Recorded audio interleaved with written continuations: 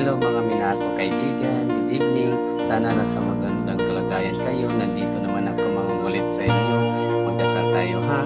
Maraming salamat sa ngalan sa Ama at sa Anak at sa Espiritu Santo.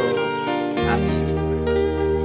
Ama namin makapangyarihan sa lahat. Nagpapasalamat ako sa inyo sa mga kakayahan kaloob mo sa akin. Ipinangako mo gagamitin ko ang lahat ng ito ng maayon sa kalooban mo.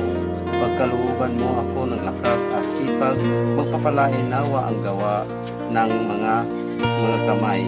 Basbasan mo ang aking mga binabalak at ang mga gawaing inaatang sa akin nang ang lahat ng ito'y bilang pagpupuri sa iyong kabutihan.